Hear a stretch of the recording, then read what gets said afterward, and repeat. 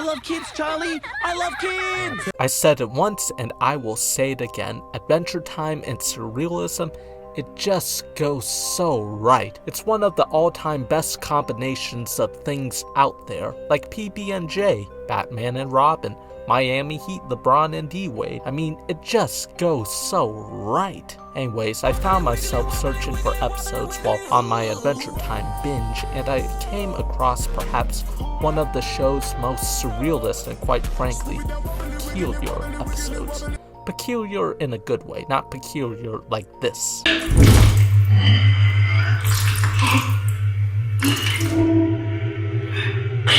I am of course talking about the classic Adventure Time episode, Food Chain. Now this episode doesn't just stick out in terms of the regular Adventure Time narrative, but visually speaking as well. Why, you may ask? Because this was one of the first episodes to bring in guest animators, and this episode was written, animated, and directed by one of the greatest Japanese animators of the modern day, Masaki Yuasa, who I know as the guy who directed Ride Your Wave and Devilman Crybaby, which I messed with heavy back in the day. I didn't know that the first time I saw this episode as a kid, but after a rewatch, I could kind of see some of the visual language that's quite similar to Devilman Crybaby. Well, except for this part. My apologies for the spoilers if you didn't watch it already. But with all this being said, let's not waste any more time. Hit that like and subscribe button, and let's discuss the Adventure Time episode Food Chain, and why it's known as the Adventure Time episode that was an entire generation's fever dream. The episode makes itself unique right off the bat with a new intro.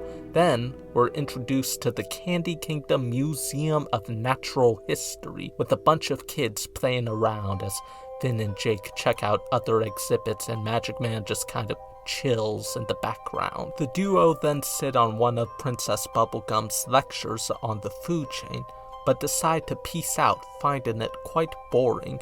Just then, Magic Man turns the duo into birds, with them soon starting to feel hungry.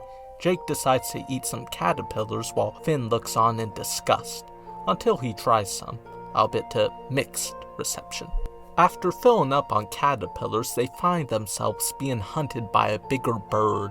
Finn tries to fly away but cannot due to him filling up on caterpillars. The big bird inches closer and closer, and suddenly, Magic Man transforms Finn into the big bird.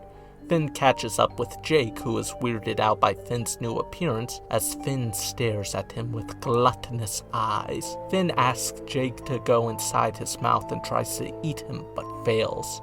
He manages to escape as Finn crashes back to the earth, too starved as the sun sets in the background, while he waits for the cold embrace of death. Suddenly, he is turned into a bunch of bacteria and starts eating his old body, while Jake, also a bacteria, looks on in disgust. A gust of wind then blows Finn and Jake away, and they find themselves turned into flowers, thinking about the fast passage of time, and also being eaten by caterpillars. Birds then fly in and eat the caterpillars that were eating Finn and Jake. Then they get turned into caterpillars, sweltering and tired with no food in sight. They spot another caterpillar named Erin, with Finn catching feelings at first sight. She tells the duo that she's searching for food for her family, or else they will perish. After trekking for what seems like miles, they finally manage to find an oasis full of leaves to eat, with Finn and Erin deciding to get married. During the wedding, they find themselves being eaten by birds. Then Finn gets turned back into a bird, then back to normal, with Jake questioning why he's eating caterpillars. Finn suddenly reaches an epiphany about the food chain that can only be conveyed by the greatest method of all: old school homages to Broadway. Then Finn turns into an enlightened combination of all his forms throughout the episode, while the kids just claim it's boring and The episode ends just like how it began, with those kids playing. Now, with that brief little summary out of the way, let me tell you what I enjoyed about this episode. Once again, I loved the visuals in this episode, thanks to the great Masaki Yuasa. In fact, this episode was directed entirely by him and his studio, Science Saru.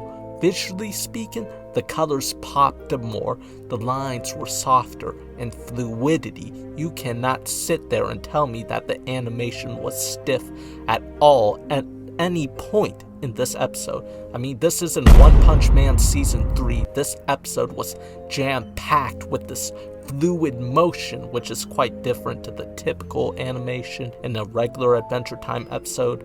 Me personally, I feel like this use of fluidity helps emphasize the theme of the food chain, and by extension, the circle of life that's rife throughout this episode. Another thing that I really think this episode did exceptionally well was the toying around of perspective. Some of these shots weren't flat, but rather at off-kilter angles, created a sense of surrealness throughout the episode. Not to mention the perspectives of each of the forms that Finn and Jake take on throughout the episode. Such examples of this can be seen with the world seeming small and expansive when they are birds, packed and jumbled when they are bacteria, fast-paced yet slow when they are flowers, hot and isolated when they are caterpillars. I really feel like it sets the viewer into what it's like to be one of these things. I also want to mention the excellent use of sound design throughout this episode, which is used to help build these unique perspectives of these different parts of the food chain, such as the big bird sounded like a fighter jet while hunting Finn and Jake, or the slowed down and reverb song that Finn and Jake sing as flowers. On paper, an episode about the food chain seems like a basic idea for an episode, but Yuasa and his team definitely pushed beyond the page and created something simple, yet an absolutely mind-bending and almost psychedelic experience with this episode. Anyways, thank you for watching. If you want to hear more thoughts on episodes like this or similar content, make sure to like, comment, and subscribe. I'll see you soon. Peace.